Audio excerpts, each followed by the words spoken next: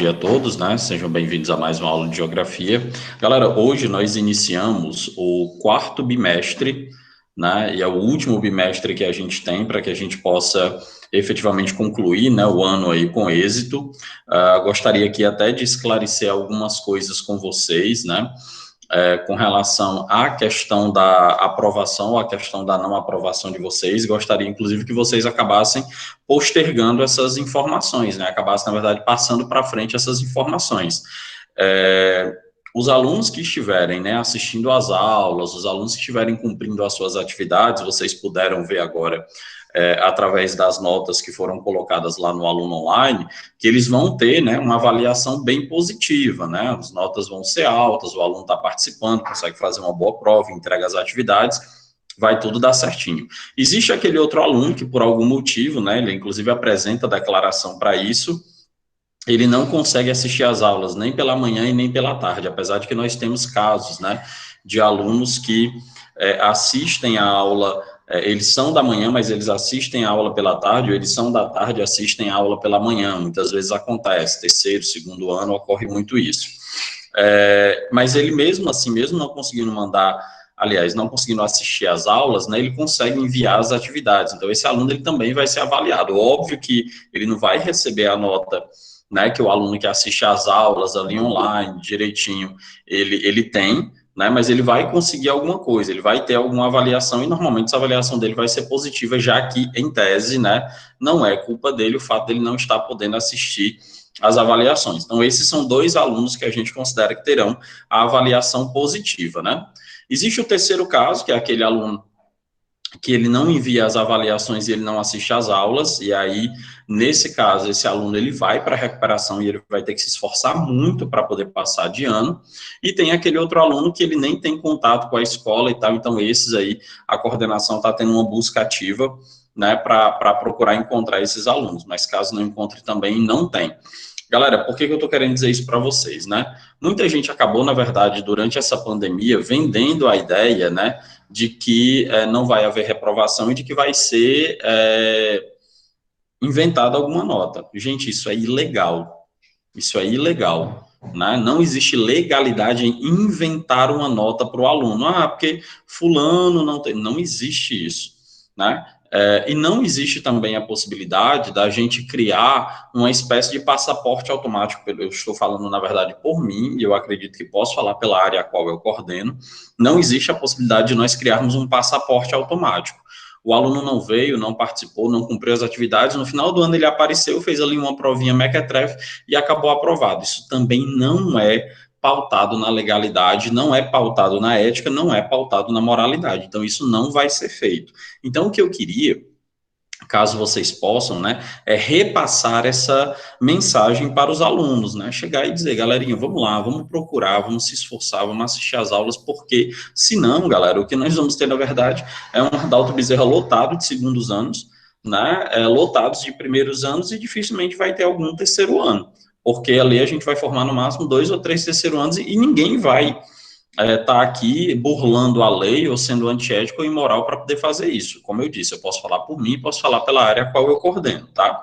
Então, que fique esse recado inicial aí, para que a galera procure assistir às aulas, se não pode assistir às aulas, procure mandar as atividades, né? Lembrando que as aulas, elas ficam lá no canal do YouTube, e eu vejo, né? Fico até feliz, porque eu vejo que tem uma galerinha assistindo essas aulas no canal do YouTube, né? Fica lá o registro, né? Então, tem muito mais gente assistindo pelo YouTube do que assistindo de forma síncrona. Tranquilo, eu fico muito tranquilo com relação a isso. E o número de pessoas realmente mandando atividades, ele aumentou um pouquinho. Só que a gente ainda está longe do ideal, né? Só para citar aqui para vocês, né? Dos 84 alunos que eu tenho matriculados nos 2 segundos anos, eu recebo 30, 35 atividades, né?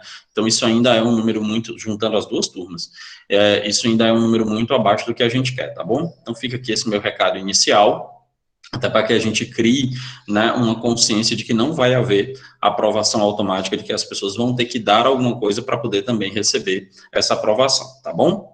Então, vamos lá, vamos iniciar. Galera, hoje a gente começa o quarto bimestre, tá? Quem tá aí com o livro na mão, certo? A gente vai dar um salto, né? Porque eu prometi para vocês que a gente ia focar durante essa pandemia nos assuntos mais importantes, então a gente vai sair lá daquele capítulo 6 que a gente estava e a gente vai dar um pulo lá para o capítulo 10, né? Igor, existe a possibilidade da gente voltar a ver o 7, o 8, o 9? Acredito eu que sim, tá? Mas a gente vai dar uma olhada naquilo que é mais importante, naquilo que eu, como professor de geografia, considero mais interessante que vocês levem como bagagem, né, para o terceiro ano. Como esse aqui, esse assunto de comércio, blocos econômicos, né, estrutura geopolítica mundial, né, áreas de influência, ele é um assunto extremamente cobrado no Enem, então ele é um assunto que vocês têm que levar, né, naquela mochila de conhecimento que vocês acabam levando para o terceiro ano, tá certo? Então a gente vai lá para o capítulo 10, a página é a página 247, para quem tiver aí com o livro na mão, tá? E a gente vai falar de comércio internacional e blocos regionais, tá bom? Beleza? Então vamos aqui começar. Eu vou, a partir desse momento, apresentar a minha tela para vocês. Vocês vão começar a enxergar a minha tela inteira. Lembra que quando eu estou enxergando a tela dessa forma, né, eu paro de ver vocês. E aí eu começo só a ouvir. Então, qualquer dúvida que vocês tenham, professor, com licença, né, vou tirar aqui uma dúvida com o senhor, beleza? Então, vamos lá. Vocês estão vendo aí o slides, né, de estrutura e influência dos blocos econômicos. Né, a gente vai começar nesse papo aqui. Bora lá, tá? Então, galera, basicamente, como é que começa essa história de blocos econômicos, né? Eu nem sei aqui se todos vocês têm noção do que é um bloco econômico. Para definir, inicialmente, né, e eu vou até cobrar vocês depois numa atividade sobre isso, o que é, né, um bloco econômico? Um bloco econômico, ele é uma união comercial de vários países, né, com o intuito de aumentar, de fomentar o comércio entre essas nações, né? Para isso, esses países, eles reduzem ou eles retiram aquilo que nós chamamos de tarifas alfandegárias, tá certo? Então, repetindo aqui a definição para ficar claro para vocês.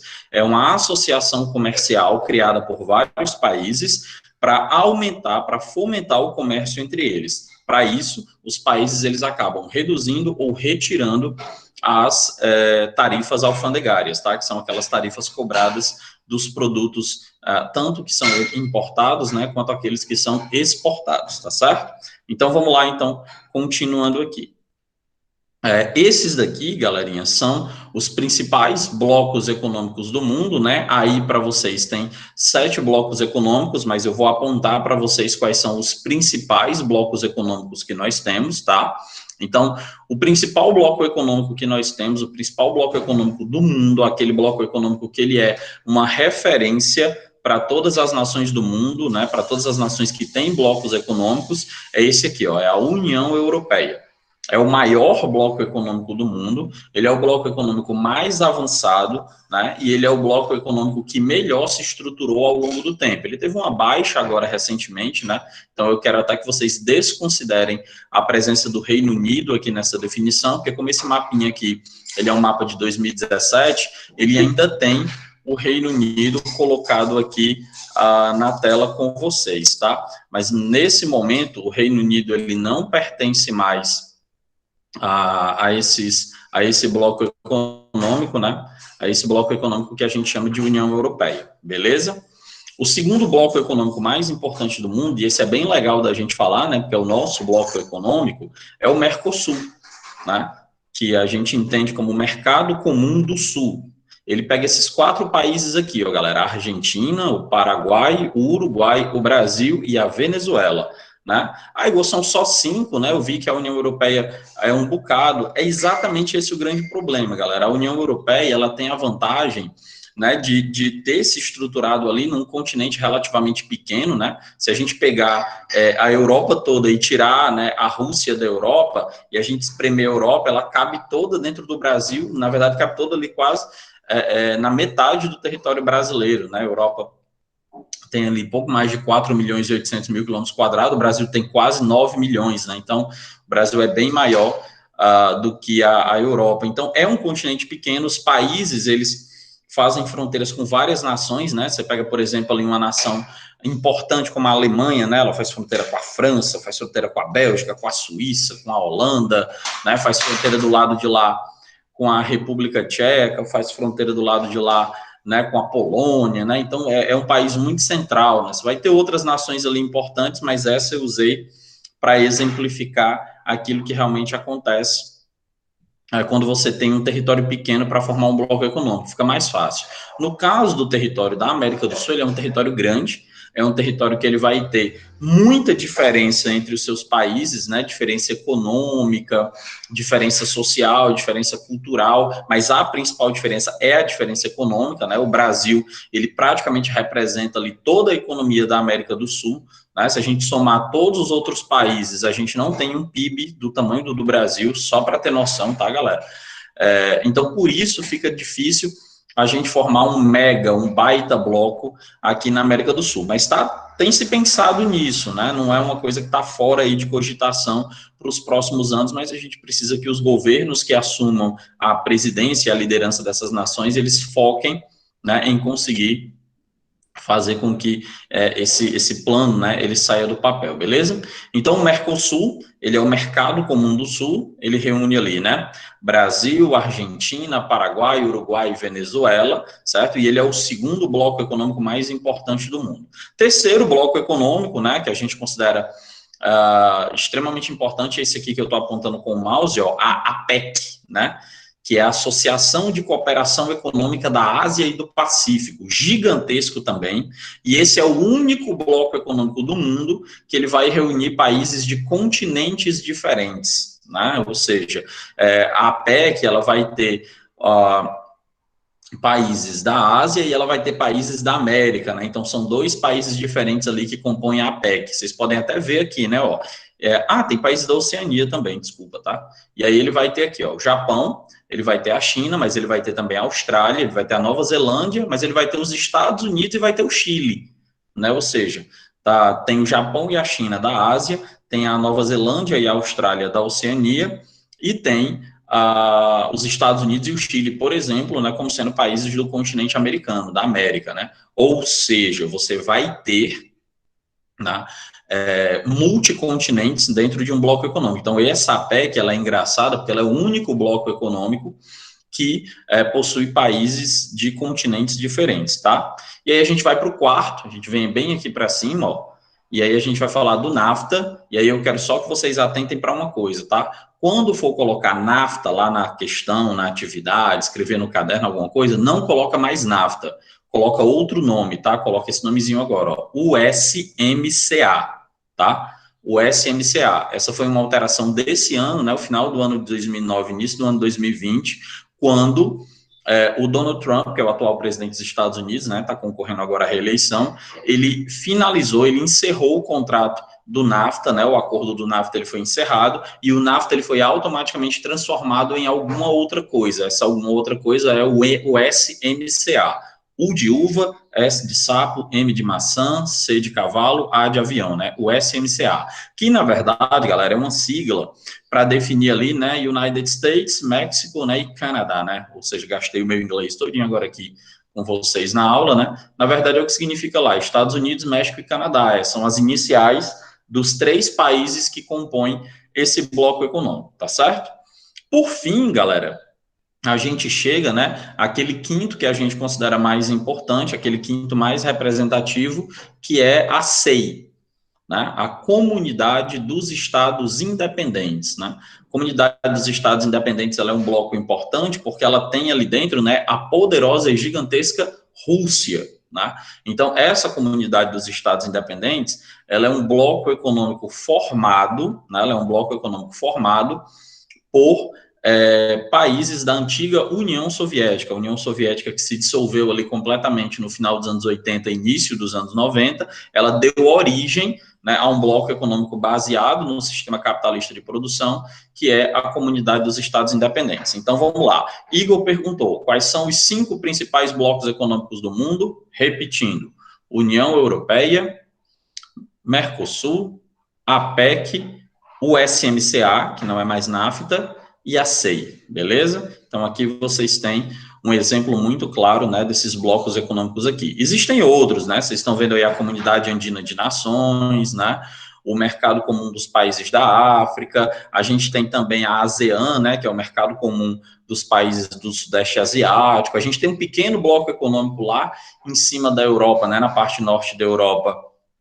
que é relativo aos países nórdicos, certo? Então, existem outros mini blocos econômicos dentro do mundo, tá certo? Beleza? E aí, vamos passando aqui essa imagem, tá? E aí, eu quero só dar uma pausa nisso aqui, né, galerinha? Eu vou até parar de apresentar nesse momento, depois eu começo de novo, tá? Para a gente poder conversar aqui mais tranquilamente. Discutir com vocês como é que começa essa história de blocos econômicos, né? Como é que historicamente se formou os blocos econômicos. Na verdade, eu vou transportar vocês ali para 1940, né? Onde a gente tinha acabado, né, de começar a Segunda Guerra Mundial. Em 1940, galera, o início da Segunda Guerra Mundial, ele deu um baque na economia mundial, tá? A economia mundial, ela foi ao chão, né? Ou seja, ela não tinha mais crescimento econômico. É óbvio, né? O mundo está em guerra, então o comércio para, né? Então você tem consequências tão desastrosas como essa, por exemplo, que foi agora em 2020, né? Dessa pandemia do coronavírus. E aí, galera, todo mundo começou a se virar, né? Os países, eles começaram a criar alternativas ali para continuar crescendo economicamente, tá? E aí o tempo passa, tá? E ali no biênio, né, 1942, 1943, a gente tem três países, né, do continente europeu, três países pequenos, né, não eram nem ali aquelas economias mais representativas da Europa, não, eram três países pequenos, a Bélgica, tá, anota aí no caderno, Bélgica, Holanda e Luxemburgo, né? Então, a Bélgica, Holanda e Luxemburgo foram os três primeiros países do mundo a pensar na formação de uma associação comercial com o formato de um bloco econômico, tá? Então, essa galera idealizou um bloco econômico na época, né? Todos os teóricos da economia, né? Os ministros da economia dos países deram risadas, cara, disseram, rapaz, isso aí vai dar merda, ninguém tira, né? As tarifas alfandegárias de um local e espera que ele consiga crescer, né? Alguém vai superar alguém no meio dessa história aí, e aí vai prejudicar o comércio de alguém. Só que o que aconteceu, galerinha, foi justamente o contrário. Bélgica, Holanda e Luxemburgo passaram a ser, né, dos países da Europa, aqueles três que cresceram, né? E aí, sendo aqueles três que cresceram, eles acabaram, na verdade, dando origem, né, a um bloco econômico chamado Benelux. E aí, depois desse bloco econômico chamado Benelux, ele teve a adesão da Alemanha Ocidental, da Itália e da França. Depois entrou a Inglaterra, depois entrou a Dinamarca, depois entrou Portugal, depois entrou Espanha, né? E aí, quando a gente viu o bloco econômico, ele já tinha 28 participantes, né? E nos anos 2000, ele idealizou a sua moeda única, né, que é o euro. Eles usam uma moeda única lá na maioria dos países da União Europeia, ou seja, né, foi um bloco econômico inicialmente, né, vindo de uma chacota, né, a galera começou a fazer chacota com o pessoal que idealizava ali que o NAFTA não, o Benelux poderia dar certo, e aí depois o que acabou acontecendo foi que, né, o Benelux deu muito certo, depois ele agregou outros blocos, pequenos blocos econômicos, e deu origem, né, a esse blocão chamado União Europeia. Basicamente, em que consiste, né, um bloco econômico para vocês entenderem? Quando a gente negocia, escuta bem isso, tá, galera? Quando a gente negocia com nações fora, né, ou seja, nações externas, ou seja, o Brasil negocia com a Argentina negocia com o Uruguai negocia com a Venezuela, são pagas, né, aquilo que nós chamamos na geografia de tarifas alfandegárias, tá? E essas tarifas alfandegárias, elas acabam muitas vezes, né, prejudicando o comércio externo, ou seja, né, vamos aqui imaginar, vamos supor, e eu vou pegar aqui o exemplo de algumas pessoas que estão aqui na aula, né? Vamos supor, por exemplo, que a Carla, ela queira comprar um iPhone, né? Por que o iPhone, ele é um produto que ele sai tão caro aqui no Brasil? Existem dois motivos principais, né? O primeiro motivo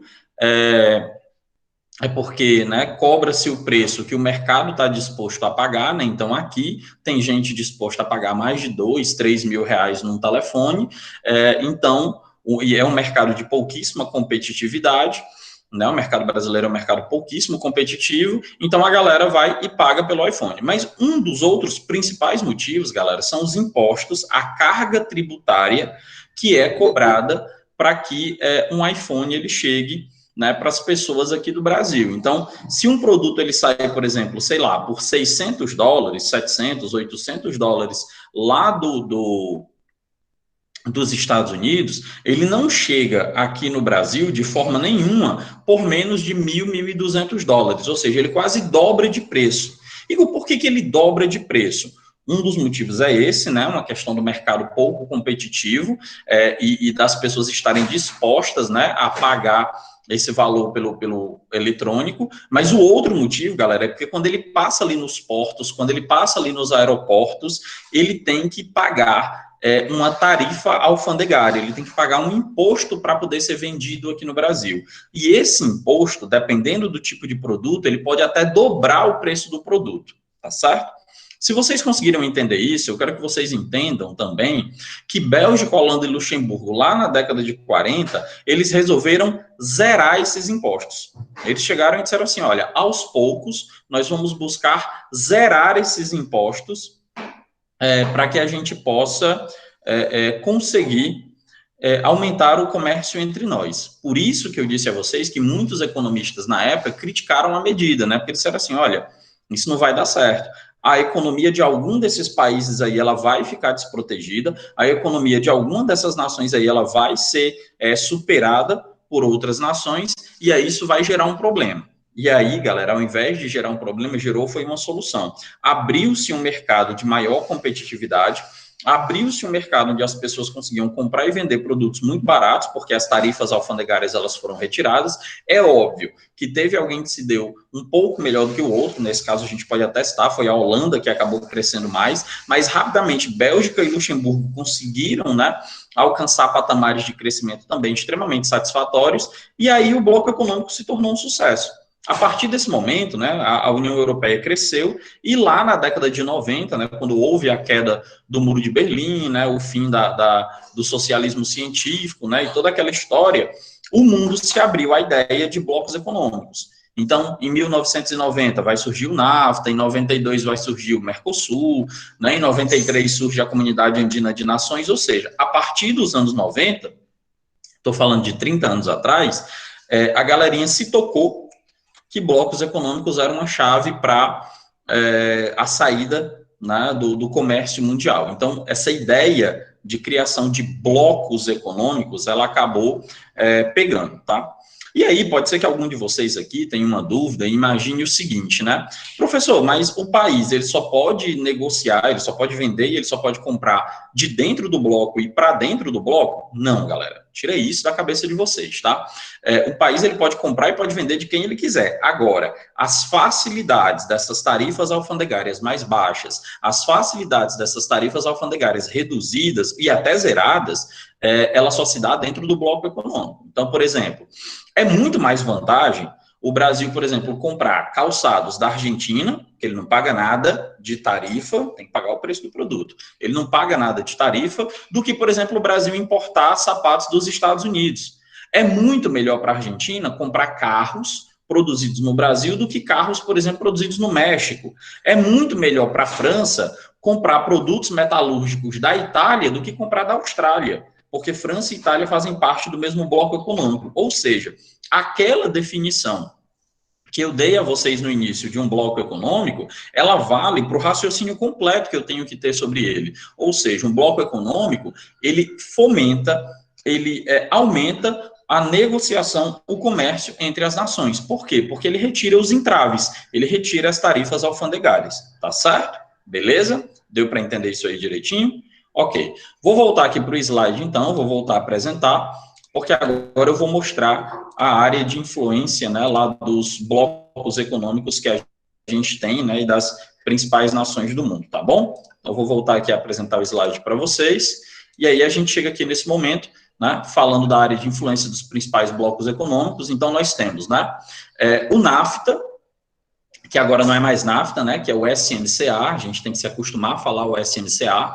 Ele tem uma área de influência gigantesca aqui sobre toda essa região do continente americano, né? Ele influencia toda a América, inclusive a América Latina também. Então, essa área de influência aqui é a área de influência do NAFTA, né? A área de influência do SMCA. Ou seja, é a área de influência também da maior economia do continente, que é os Estados Unidos.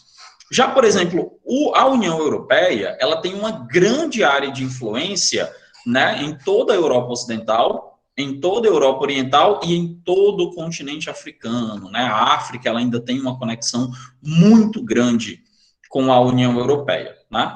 E, por último, aqui, a APEC, né, que é também um bloco econômico muito importante, ela tem uma área de influência muito grande aqui, ó, sobre o Sudeste Asiático, toda a Oceania, né, e uma imensa parte do continente asiático em geral. Então, veja bem, né, primeira área de influência do SMCA, América. Segunda área de influência da União Europeia, África e Europa em geral, uma parte do Oriente Médio. E no caso da APEC, né, Cooperação Econômica do Pacífico, ela tem essa área de influência aqui, que é a Ásia, Sudeste Asiático e Oceania, tá bom? Então, que isso fique claro para vocês. Igor, quem é que influencia essa área aqui do meio, né, que ela está meio vazia? Galera, aqui a gente tem uma influência dividida, né, da Rússia e da China, né? Então, essa área aqui, ela é muito influenciada, na verdade, perdão, são 3 grandes economias aqui, a Índia, a Rússia e a China, né? Então, o mundo, ele é dividido por áreas de influência. Eu estou falando só das grandes áreas de influência, tá? Porque se eu for falar das micro áreas de influência, aí a gente tem que considerar a América Latina com o Brasil, o Sul da África com a África do Sul, a Oceania separada ali seria a área de influência da Austrália, né? Mas essa que está na tela aí para vocês demonstra, na verdade, o que a gente chama de grande área de influência, né? A grande área de influência dos blocos econômicos, tá bom? Beleza? Passando aqui, então. Galera, para a próxima aula, né, a gente vai falar sobre a classificação e o processo de evolução dos blocos econômicos. Eu não vou nem me atrever a começar essa aula com essa explicação aqui, porque essa explicação ela demora uma aula, às vezes mais de uma, né, porque a gente tem que explicar cada um desses 5 pontos, cada uma dessas 5 etapas aqui desse processo de evolução, tá? Então, nesse momento aqui, eu vou fechar o slide, tá? Vou parar aqui a apresentação. E aí vou encerrar aqui com as minhas últimas considerações, tá? Eu vou deixar uma atividade para vocês lá no grupo de WhatsApp, eu vou botar essa atividade lá como mensagem de texto para ninguém ter desculpa de dizer, meu celular não abre um PDF, meu celular não abre um Word. Eu vou colocar como mensagem de texto. São 3 questõezinhas que vocês vão ter que responder, tire depois a fotinha, me manda, para eu já começar a cadastrar as atividades, né, do pretenso, né, do nosso famoso aí 4º bimestre, tá bom?